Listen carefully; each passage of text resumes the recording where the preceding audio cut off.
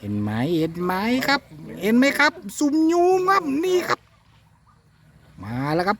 นี่โอ้โหมาแล้วครับมาแล้วครับมาแล้วครับเอาเร็วเร็วเร็วเร็วเร็วเดี๋ยวไม่ทันกันเดี๋ยวไม่ทันกันโอ้โหเอาแล้วครับเอาแล้วครับพี่น้องเอามารุมมาตุ้มกันเลยครับรู้ว่าบอดเด็ดเลยมารุมมาตุ้มแหกันครับสงสัยไม่ได้เตรียมแหมาจากบ้านครับหรือไม่ก็วานช่วงนี้วานกันเยอะแหขาดอันนี้ตลาดมือสองเอาก็สวัสดีครับผมวันนี้นะครับวันนี้พามาดูแหก่อนครับก่อนจะดูปลานะครับอยู่กันนี่ครับนายแหสูตรนะครับช่วงนี้แหแกกำลังขายดิบขายดีนะครับเอาขายจนทำไม่ทันแล้วครับตอนนี้มาดูครับดูเอาแหนี่เอาแล้วไปแล้วเอาไม่จ่ายครับไปแล้วไม่จ่ายครับไปแล้วครับเอาดูวันนี้เราอยู่ที่บ้านลุมปุ๊กครับนี่สูตรหลายสีนี่โอ้สูตรหลายสีมีสูตรหลายใจไหมห้างสามห้างสี่ห้างเลยวันนี้อยู่ที่บ้านลุมปุ๊กอันนี้ตำบลอะไรสแกโพรงไหมสีเขียวสีแดงเลยตำบลลุมปุ๊กเลยตำบลลุมปุ๊กเลยไหมบ้านลุมปุ๊กตำบลลุมปุ๊กมันไม่เมืองเนาะอยู่เมืองไหมเมืองบุรีรัมย์ครับวันนี้อยู่กับท่านส้มจ้อยก็ไม่ใช่ท่านโสจเอาทีมงานนี่แหละครับนี่ผมพูดอะไรผิดพลาดหรือเปล่าอันนี้มีผ่อนรายวันไหมเนี่ยโอ้แกบอกว่าโสจครับมันเป็นสับโยครับสับโยโอ้เอาอะไรไอทิศเนาะเดี๋ยววันนี้นะครับเอาเตรียมแหก่อนพี่น้องเตรียมแหก่อนเดี๋ยวให้ดูบ่อท่านใดสนใจแหนะครับนี่กับนายแหสูตรนะครับเบอร์โทรเลย0934928341ครับผมนี่เห็นไหมครับพี่น้องเอาเซลสะกันเลยครับช่วงนี้ช่วงโปรครับช่วงโปรนายแหสูตรครับเฟซบุ๊กนะครับผมเดี๋ยวไปดูบ่อกันพี่น้องตอนนี้ยังสรุปไม่ได้นะครับว่าประมาณกี่คนนะเพราะว่ายังรอทีมงานอยู่นะครับพี่เองไม่รู้จักหนาวใช่ไหมไม่หนาวเราไม่รู้จักหน้าหนาวไม่มีในบุรีรัมย์ครับ เราไม่รู้จักหนาวเอาพี่น้องนี่ครับบ่ออยู่ประมาณสัก2 งานกว่าประมาณนี้แหละครับบ่อยาวๆเอาเดี๋ยวรอทีมงานครับเดี๋ยวจะสรุปว่าประมาณเท่าไหร่ครับเอาละครับมาน้องมาระดมทุนกันแล้วมาดูครับคนใบหวยประจำงวดเดือนมกรามาแล้วเป็นเทรนมี5นะครับงวดนี้มี5อย่าลืม5มาครับผมวันนี้มี5มาวันนี้นะคนละ760 บาทนะครับ12 คนนะครับหาร 9,000พี่น้องหาร 9,000นี่ครับสลากอยู่ในนี้นะครับเมื่อกี้ก็ซื้อแหกันแล้วอันนี้ก็ซื้อสลากกันต่ออีกเอามาดูดอกได้จำนวนคนได้ค่าบัตรแล้วก็รอแค่นั้นนะครับผมรอจะจวดเอาพี่น้องเดี๋ยวรอดูเจ้าของแหนะครับเมื่อกี้ขายแหขายดิบขายดีครับมาดูครับแกมีสูตรอะไรมาแล้วไอ้ขาดไม่ต้องฝูงกองเลยครับไว้ผมเห็นแล้วแหแกแปลกดีจริงมาได้ดูทำไมแหดูมันแบ่งครึ่งกันเกียรติเส้นเอ็นบิดอันนี้80 35แหด่างครับมาเจอไอ้สีเทานี่เขาเรียกอะไรโมโนดูครับเรียกแหรวมมิตรครับผสมผสานโอ้สูตรครับท่านอยากได้สูตรไหนสั่งมาได้เลยครับผมมา16 เป็ด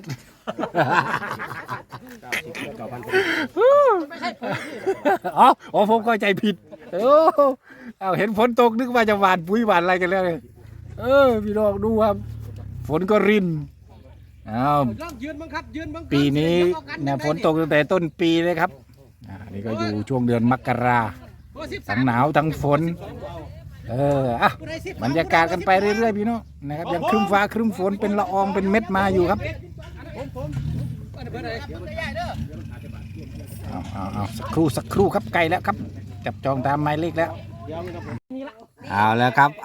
บมาพอดีแหละอยู่หน้ากล้องนี่แหละ ผมจะดูด้วยว่าแหสูตรชาแรกเป็นยังไง โอ้อ้าวอ้าวสัญญาณครับรอสัญญาณ กองเชียร์นั่งอยู่ดีเด้อ นับเอาผู้ใหญ่นับเอาเตรียมเด้อ อ้าว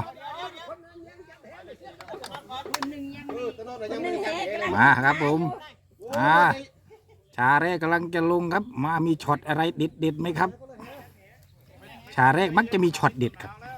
เด็ดอะไรก็รอติดตามครับ ใครเจออะไร แต่ว่าห่างไม่ได้ เด็ดอีกแล้วไม่ทันเขาดิโอ้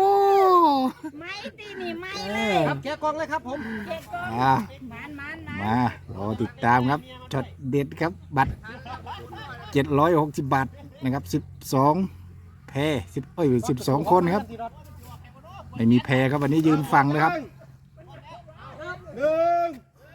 สองเอาไป พร้อมแล้วจวดนี่ สูตรไหนนี่ สูตรไหนนี่ เออเอาจาเรกลงไปแล้วครับนั่นคนสุดท้ายจวดอยู่ นั่นตรงนั้นแหละเลย อยู่ใกล้ๆป๊อปตรงนี้แหละป๊อป ไม่มีปลาชนเลย มาชาแรกครับ อาจจะยังงงกันอยู่ครับ ชาแรก ว่าเท่าจานกินข้าวเด้อ ปึ๊บป๊อปบอกไม่มีกระตุกสักนิด โอ้ดูขาดเองอยู่ดูแล้วคนตื่นพวดฟังนี่คนดังพวดมันเลยเงียบ สงสัยคนถ่ายเสียงดังเกินไป ยกไม่ไหวเลย ป๊อปครับป๊อปมาแล้วครับเอาแล้วครับซุ่มยูมเอาแหสูตรก็บอกมาดูแหไม่แตกเอาซุ่มยูมเอาเห็นไหม เชียร์ โอ้ดูเอาคนสุดท้ายมาดูคนใบหวยเราหน่อยครับแกโดนอะไรเนาะทางนู้นเอาใส่แกโดนไม้ครับแกใบเลข5ให้เมื่อกี้น่ะเหลือ2 คนสุดท้ายใส่เอาขึ้นไม่ไหวโอ้ยัง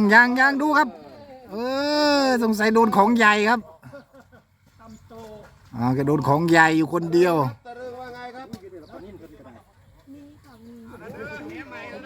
ปึ๊บเอามาเหใหม่กำลังจะลงแล้วครับอันนี้กำลังจะขึ้นครับ ติดต่อด้วยปลาโอ้ซุ่มยูมโอ้ไม่น่าละแกขึ้นไม่ไหวโอ้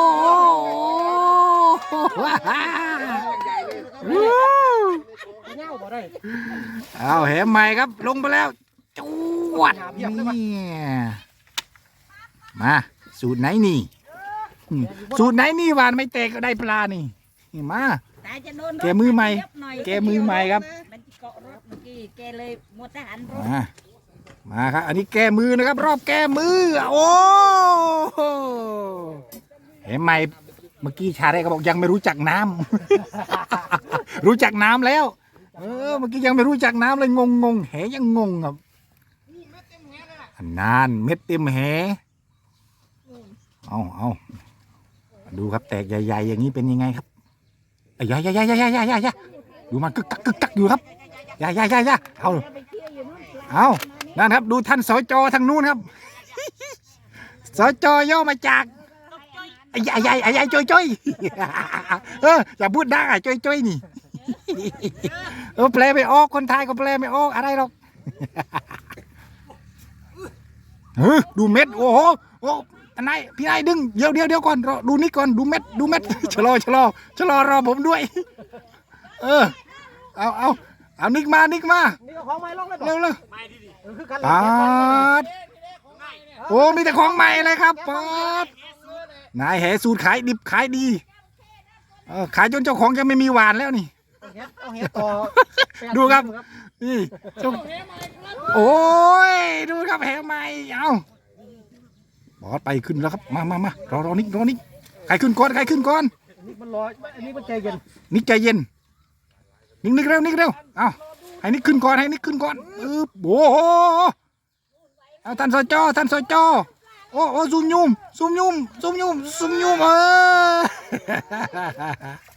เอาทางนี้มาครับ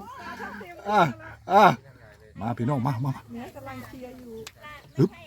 โอ้ตะเพียนป้าตะเพียนปั๊บมาแล้วครับซุ่มยุ่มโอ้โหพี่น้องนี่ดูครับโอ้ยมีหลายไซส์ครับ พิมพ์ครับอันนี้ครับพิมพ์ มันจะมีใหญ่กว่านี้อีกนะ อ๋อเขาบอกมีใหญ่เจ้าของบอกมีใหญ่กว่านี้อีกครับ เจ้าของบอกแกบอกว่ามีใหญ่กว่านี้ครับพี่น้อง เร็วมันมีใหญ่กว่านี้อีกเร็วโอ้เอาดูมุมนี้ซุ่มอยู่ไหม3-4 ตัวอยู่ครับเอาเดี๋ยวเดินเลาะออนเนาะไปอยู่ใจกลางบ่อครับป๊อปเร็วป๊อปเอาดูป๊อปก่อนแล้วครับผมมาพี่น้องตรงนี้แหละเฮ้ยจูดโอ้โหแต่ใหญ่แท้โอ้โหดูเม็ดมาตรงนี้เขาบอกดูเม็ดโอ้ดูครับดูเม็ดซุ่มยุ่มโอ้ยเอาดูเม็ดดูเอาปั๊บอ้าวสงสัยไม่อยากเจอแหใหม่อีกแล้วปลากันวานแหใหม่เกือบทั้งบ่อวันนี้อยู่ตุงตังครับเจอแหใหม่พากันซื้อกันหวานกันไหนอ่ะอยู่ไหมซุ่มยุ่มโอ้โหเต็มเลยเอาเดี๋ยวไปดูพี่น้องเต็มเลยป๊อปโดนไหมป๊อปเอาโอ้นี่ครับป๊อปขึ้นมาแล้วมาพี่น้องเดี๋ยวไปดูผืนนี้ก่อนเมื่อกี้อย่างเยอะอ่ะปึ๊บโชว์หน่อยนี่ซุ่มยุ่มทีเดียวนะเนี่ย ขึ้นเมื่อกี้ นี่เลยนี่รุ่นเนี่ยเยอะ นินตะเพียนตะทิม รุ่นตัวใหญ่ๆขนาดนั้น จะใหญ่กว่านี้อีกไหนที่เดินใส่มองน่ะมัน อย่ามาเขาว่าทีมงานโซโจไม่เคยพลาดเยอะ ไม่ได้โตมาสนายเนี่ย โอ้แค่ชื่อทีมก็อลังการแล้ว เป็นชื่อย่อครับเป็นศัพท์ทางภาษาเขมรต้องคนเขมรถึงจะรู้ถึงจะเข้าใจเฮ้ยไม่เอากระสอบมาใส่น้ำแล้วใส่ถังเลยเม็ดขึ้นไหมครับทางไหนดูตะทอนบ้างตะทอนกับเขาไหม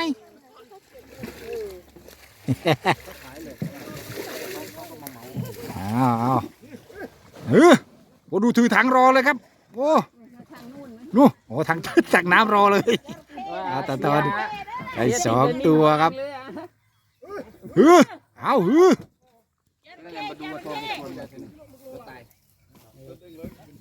อาแล้วครับมองซ้ายมองขวาอยู่ไม่อยู่มา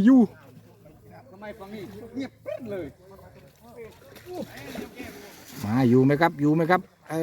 บรรยากาศนะครับพี่น้องทุ่งนาฝนโอ้ยว้าวซุ่มยุ่มครับซุ่มยุ่มมาได้ยินแต่เสียงกันแต่สนายเดิมมาหนึ่งกี้ดิมาจะอะไรครับอะไรป๊อปปลาขึ้นแล้วป๊อปโอ้ไอ้ยาปลานิ่นน่ะตัวใหญ่ๆน่ะ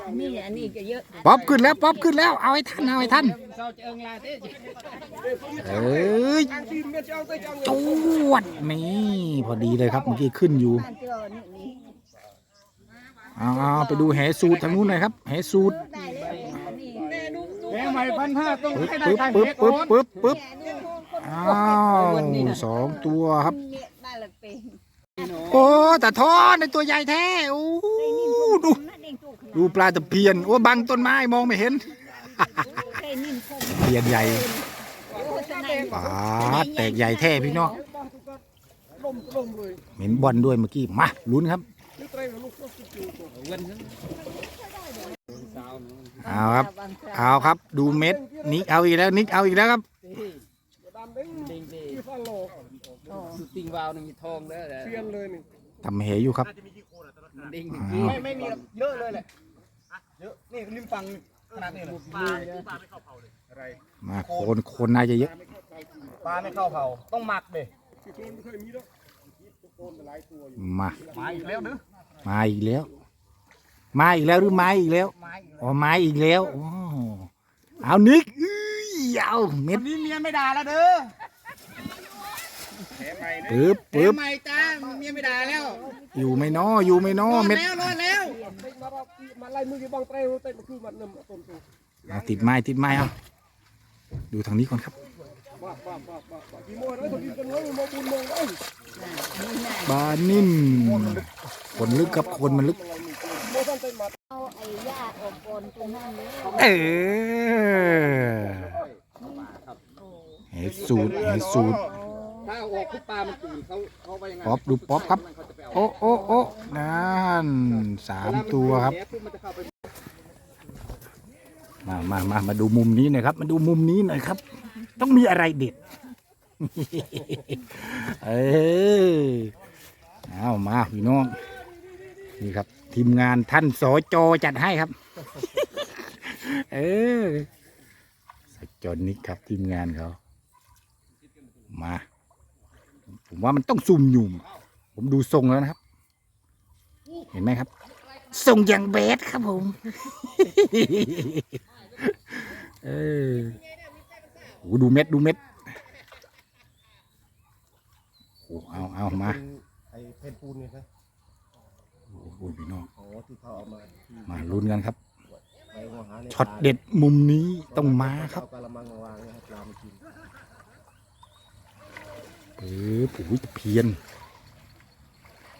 นะครับดูทรงนี้นะครับทรงนี้เห็นไหมครับเห็นไหมครับซุ่มยูมครับนี่ครับมาแล้วครับนี่โอ้โหมาแล้วครับตะเพียนยี่สกด้วยมั้งเมื่อกี้แบบโอ้เอาแล้วครับนี่นะครับเห็นไหมครับทรงอย่างแบดมาแล้วครับผมโอ้ซุ่มยูมโอ้ตัวใหญ่ๆเลยครับดีนี่ครับโอ้เห็นไหมครับน้องโอ้โหยี่สกด้วยครับจริงๆด้วยตัวหนึ่งดูตะเพียนเป็นตัวใหญ่ๆเลยครับดูครับเห็นไหมครับดูจากทรงก็รู้ครับ ทรงยังแบ๊กมาตั้งแต่ทรงผมเท่แล้วเนี่ย น่าจะประมาณกับ20 ตัวได้มั้งครับจัดเด็ดเลยครับพี่น้องเด็ดเลยครับ มุมนี้เด็ดมาก อันนี้มาทางไหนนั่นมาขนาดจะเลยเอาก็ยืมมือมีหนาหนู ตัวลุ้นแถวนี้ใครจะซุ่มยูมีไหมครับเอามุมนั้นเอามั่งเอามุมนั้นเอามั่งอยู่ใกล้กันมันก็ต้องเหมือนกันแหละปึ๊บเข้าไม่น้อมันเป็นปูนครับยังไม่ค่อยเข้าครับมันเป็นเศษปูนปึ๊บเข้าไหมโอ้เอาคนละซุ้งครับคนละทรงเลยครับ อยู่ติดกันอย่างนี้เองโอ้ยพี่น้องโอ้ยกระบอกไหนตัวใหญ่ตรงไหนเนาะดูครับป๊อปเก็บปลาแทบไม่ทันครับป๊อปเขาซุ่มยูมเลยทางนู้นเมื่อกี้น่ะไหนก็ว่าได้ปลาใหญ่ยี่สบไอ้ยาโอ้ตัวใหญ่อยู่พอกันทางนู้นได้ตัวหนึ่งเมื่อกี้ทางนู้นได้ตัวหนึ่งว่าอันนี้ใหญ่กว่ายี่สบเพียนขึ้นเมื่อกี้เต็มเลย กับ20 ตัวตะเพียนเมื่อกี้นะอยู่ตรงมุมนึง สั่ง นะ ตะเพียนเพียบเลยเมื่อวานนี้ไม่ได้ให้เขาสักตัววันนี้เห็น รอลุ้นครับว่ามีปึกจะมีจริงหรือเปล่าครับตัวหนึ่ง แต่ก็แกกับ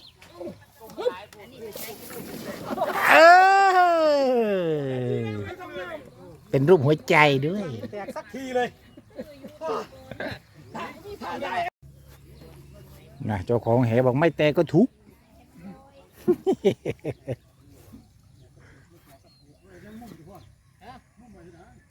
เดี๋ยวก่อน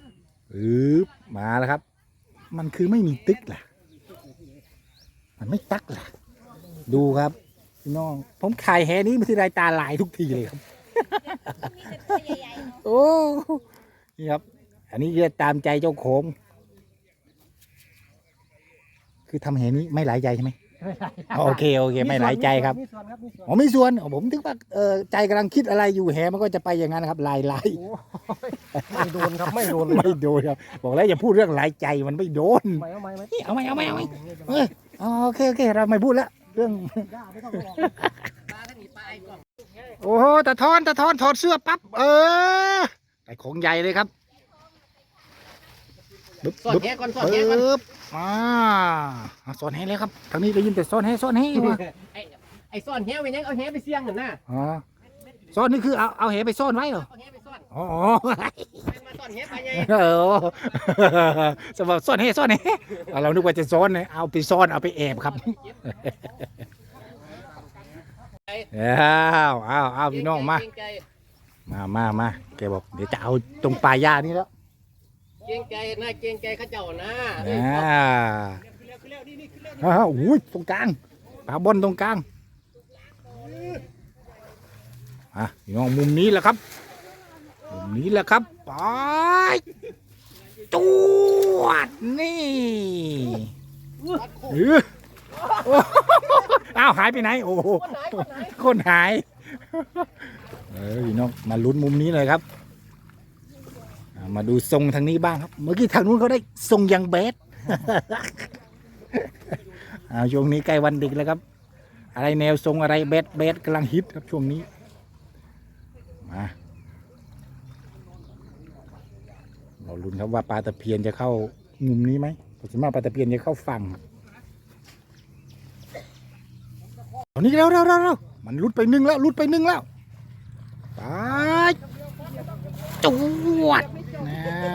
โดดออกไปตัวหนึ่งแล้วครับเมื่อกี้ออกหลังมันออกหลัง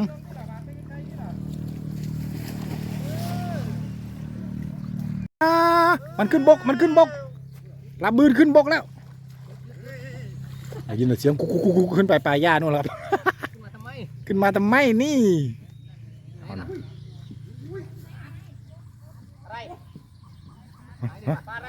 อะไรเอาครับ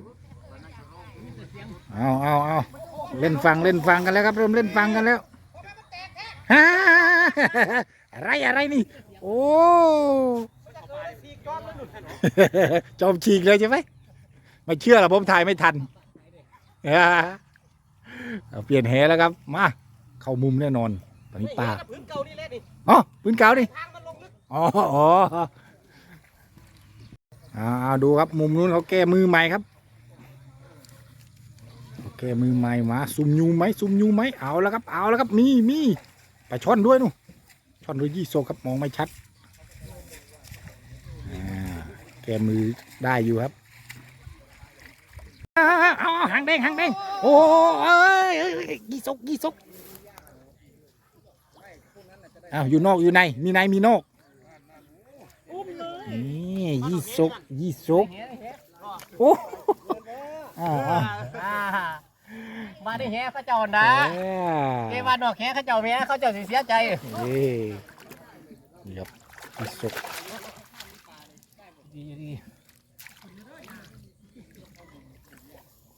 มาเพราะว่าน่าจะมีหลายตัวครับ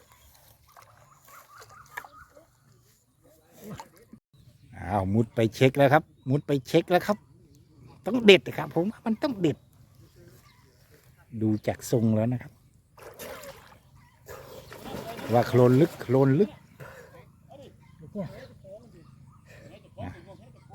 ลุ้นครับลุ้นให้ถึงที่สุดเอาเปลี่ยนแหใหม่แล้วครับวงสวิงดูครับอะไร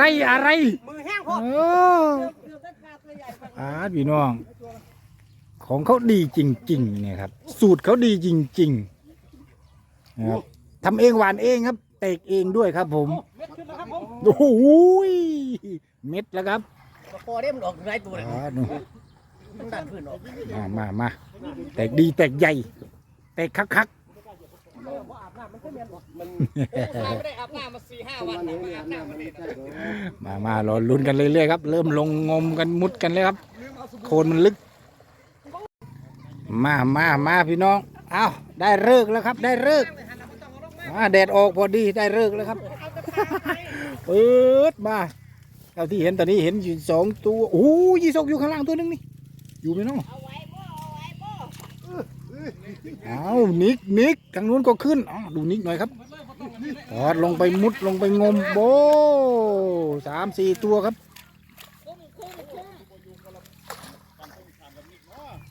ปึ๊บเอายีสกอยู่ไหมครับยีสกอยู่อ้าวอยู่หลุดแล้ววะนั่นไม่หลุดหรอกมันอยู่ตีนแหโอ้ยรถกระบะหนึ่งเลยเอาบ่เบิดนี่ครับย่านะครับรถกระบะ1ครับเอาเบอร์รถหนึ่งประมาณ10 กว่าตัวอยู่ครับสุ่มยุ่ม1 2 3 4 5 6 7 8 9 10 11 12ตัวใหญ่ตัวนู้นลุ้น12 มีแต่ตัวใหญ่ 13ตะเพียนหลุดตัวนึงครับทางนี้ ปลาตะเพียนหลุดตัวนึงนี่จะเอาเราวานเอาไหมนี่ครับ พวกก็ถือน้ำเขาตะเพียน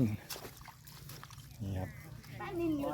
ซุ่มยุ่มครับย่านะครับปลาก็ซุ่มยุ่มนี่ปลาขึ้นนี่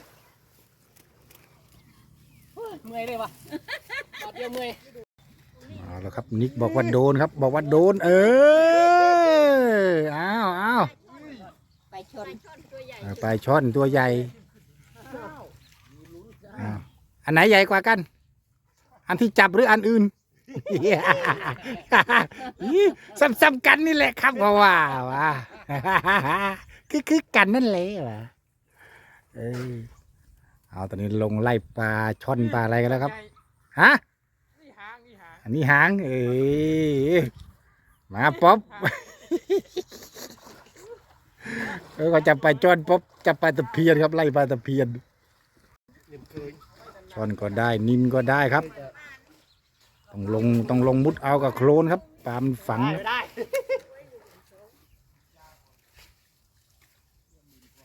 กี่ตัวนี่กี่ตัวขี้โคลนลึกไม่แน่อาจจะมีติดอาจจะมีนี่ปลาบอลตัวนี้แล้วนี่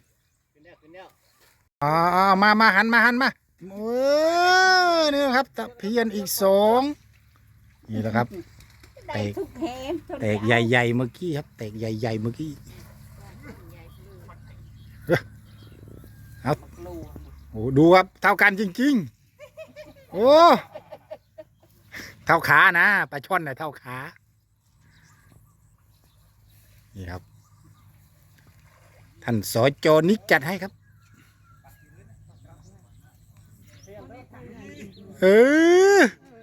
เห็นไหมจักไม่รู้อะไรใหญ่กว่ากันหรอครับบอกจับเหมือนกันจับไปก็เหมือนกัน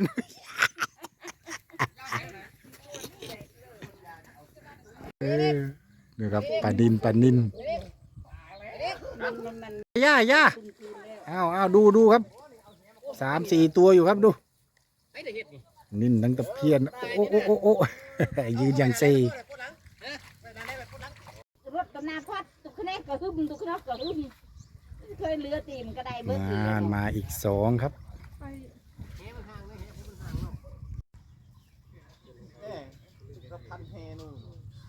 ดูครับป๊อปได้ไรป๊อปปลาช่อนใหญ่นี่ท่าอะไรแข็งโอ้หินบ่อ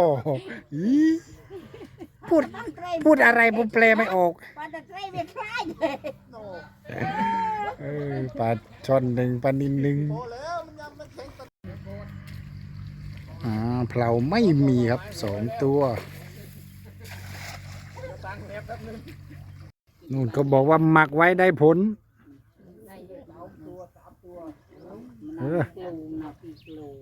เป็นไงใส่เครื่องเยอะไหมหมักไว้นะนู่นได้ตั้ง2 ตัวครับผ่านแช่ไว้ครับผ่านนินมันฝัง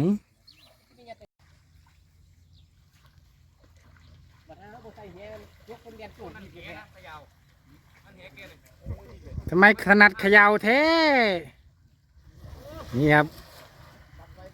เฮ้ยก็บอกหมักไว้ได้ผลเริ่มได้ยินบ่อยแล้วหมักไว้ได้ผลนี่ใส่เครื่องเยอะจะหมักไว้นานเพียนครับ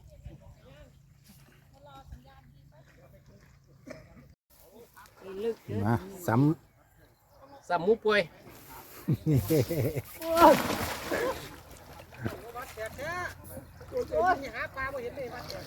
เอาแหหน่อยมาบ่โอ้โหเม็ดโอ้โหเอาไก่แล้วครับทำไมปลาโคกับปลาช่อนนี่แหละเขาบอกอย่างนั้นลงมันปลาเดียวกันเนาะเรียกคนละภาษาครับสักเมนไตรเป็นตัวภาษาไทยปลาช่อนภาษาลาวอีสานปลาโคข้ามหาแหมันกับเสียวดึงแหไปใส่กับบ่เห็นแหเอาเปิดแหครอบเลยเอาขันมุดโคนอยู่ดิสงสัยไปคลำไปโดนปลาครับเอาลากแหไปครอบปลาครับปลาช่อนเนี่ยปลาโคอ้าวโอเคครับผมโอเคครับถูกต้องครับปลาคนละปลาครับสูบแล้วคนละปลาโอ้ดูทางนู้นนู่น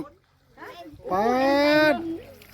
3-4 ตัวเลยครับปลาช่อนตัวใหญ่ดีมานี่ช่วยนู่นย่างจะนับมาดูครับจะลงกันปลาช่อนหรือปลาคอมาจะได้ไหมเนาะดิเอาเจอแล้วยังไม่พูดไม่จาครับยังล็อกแล้วครับมันลึกเด่นตรงนี้กอดมาแล้วคนตัวเตี้ยกอดมาแล้วครับกอดมาแล้วสรุปแล้วปลาอยู่นอกแหครับเอาแหครอบก็เหมือนเดิมครับจับนอกแหเหมือนเดิมสรุปแล้วปลาช่อนครับโอเคไม่ใช่ปลาโคครับปลาช่อนปลาโคใหญ่อยู่ครับใหญ่อย่างนี้รุ่นนี้น่าจะเยอะแต่มันยังไม่ได้โคนมันลึกครับโคนมันลึกตกเด้อระวังตกไปนั่น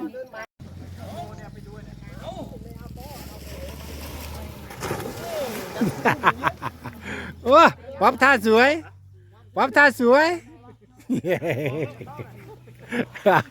ป่าบอลตรงกลางครับป่าบอลตรงกลางกระโดดใส่กันเอาก็ได้สนุกสนานกันอยู่ครับผมป่าก็ใสสวยอยู่ครับตอนนี้ก็บางท่านก็ทยอยขึ้นกันแล้วนะครับพอได้สนุกสนานกันอยู่ชมแล้วใช่ไหมมามีแต่ขวดมานี่ผลงานครับส้นใต้ขวดนี่เลยปลาใสใหญ่อยู่ครับ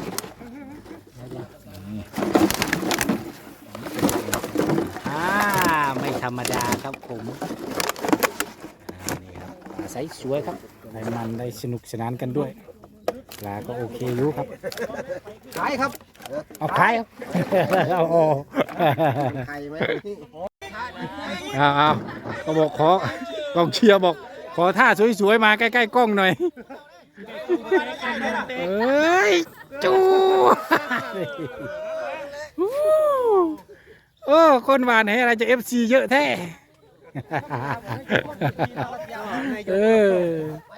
ดูครับบ่อที่แล้วยังหอบปลายี่สกใหญ่โชว์อยู่มาเราลุ้นกันยักหน่อยครับปลาย่าตรงนี้ท่านไรออกแล้วไม่ท่านไรบอกออกแล้ว นี่ไปแล้ว เปิดพึ่งแหไหมโอ้ นี่ไปแล้วนั่น เอา นี่ไว้ไม่ได้เราคุณ เน็บไว้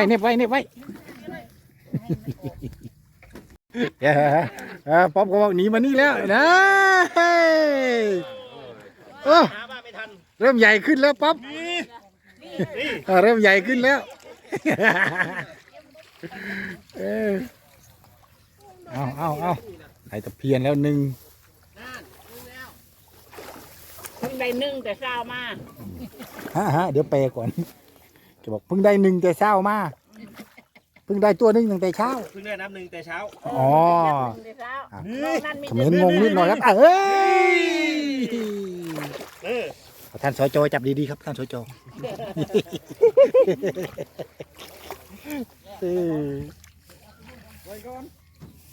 โอ้ตำนี่โอ้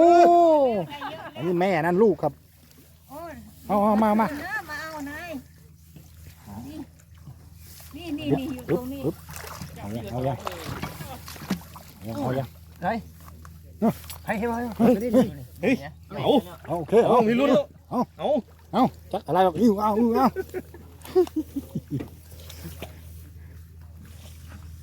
มาหนาวงานตั้งนานบอกเพิ่งหนาวเผื่อมีลุ้นครับ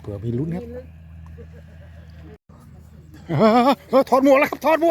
เอานี่เอามุดไปตำกันซะบ่เนอะ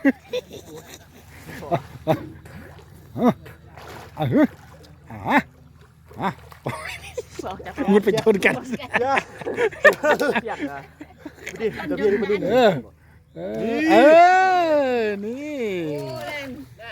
เดี๋ยวใส่เขา ไหน นี่มาแล้วมา เริ่มมาแล้วครับเริ่มมาแล้วครับ เมื่อกี้ไม่ได้เอามาเอาขึ้นไปเอาไว้เลยเดียวหายนู่น เจ้าคุณเป็นหรอบ่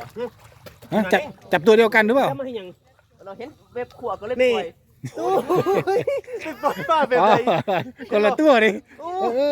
เป็นโบนี่ เห็นอยู่นี่แหละจับให้วันนี้ เดี๋ยวจับใครจับใครระวังจับผิดตัวเด้อ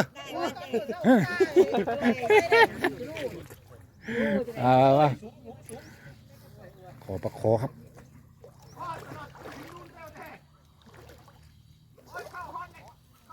ฮึบมาโอ้เกียด มาอีกแล้วครับมาอีกแล้วครับโอ้จับปลา2 มือเลยครับโอ้ย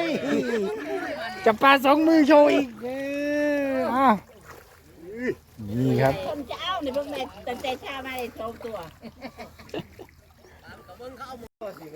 ป้อนโอเค โอ้ยมุมนี้ทำไมมันแต่ปลานอกแห่แท้ดูครับพี่น้อง ป้อนโอเค ดูครับคนมันหมานน่ะ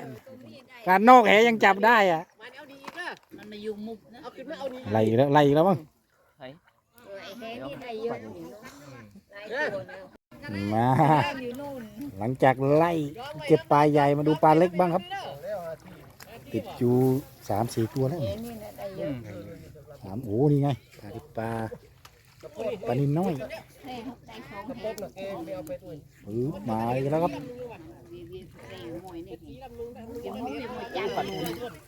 ตุ่มเหมือนไม่ใส่แล้วหัวเนาะ ปึ๊บ ไอ้ปลาตะเพียนน้อยได้เยอะ สลิดจะได้ นี่ได้ทุกปลาสลิดก็มานี่ต้องตาเล็กอันนี้กี่เส้นนี่ 5 เซน 5 เซนโอ้5 เซนพอได้ปลดเลยพี่น้องส่วนมากก็หวานแหห่างกัน7 เซน8 เซนเจอ5 เซนมาได้นี่ปลาหมอมาแล้วครับ ปลาพันตะแพทย์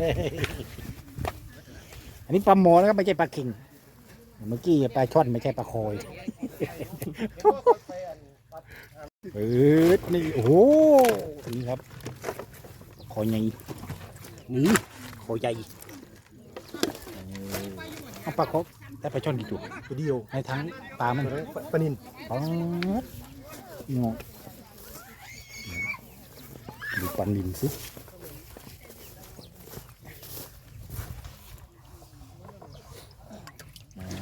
ตัวเล็กเอาไปปล่อยนี่ครับไอ้ยา เอาไปปล่อยตัวยอดครับตัวยอดผมไปดูกระชังนี่ที่แกได้ปลาตะเพียนเยอะ อยู่เฉยๆอยู่เฉย ๆปลาตะเพียนปลานิลปลาช่อนอยู่เนี่ยโอ้ยตัวใหญ่ๆครับช่อนก็ทยอยเก็บของกันแล้วครับผมบางท่านก็ยังอยู่ยังไล่ในโคนอยู่ครับปลาช่อนยังอยู่นะครับผมเมฆครึมมาอีกแล้วฝนจะลงอยู่แล้วครับผม ยังวาอยู่ อย่างนี้นะครับผมเดี๋ยวบ่อหน้าเจอกันใหม่ครับผมเก็บเด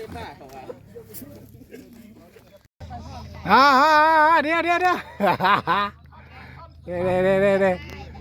วมีการแอบได้ปลาช่อนมาอีกตัวหนึ่งอีกปัดดูครับเก็บกันเรื่อยๆครับปลาช่อนยังมาเรื่อยๆอยู่ครับนี่พี่น้องก่อนกลับครับก่อนกลับนี่ครับของฝากไปต้มอยากท่านสจครับสจนี่สวัสดีพี่น้องดูครับดูเสื้อกับงามนะครับเราติดตามครับทีมงานนี้เดี๋ยวจัดให้บ่อยๆครับขอบคุณครับปลาแล้วก็แถมไม้พายให้ผมด้วยครับ เห็นผมมีเรือแต่ไม่มีไม้พายนะครับทำมาฝากขอบคุณครับผมนี่เดี๋ยวเจอกันใหม่เดี๋ยวมีเด็ดมีเด็ดครับผมเราติดตามทีมงานนี้ได้ครับผมโอเคขอบคุณครับ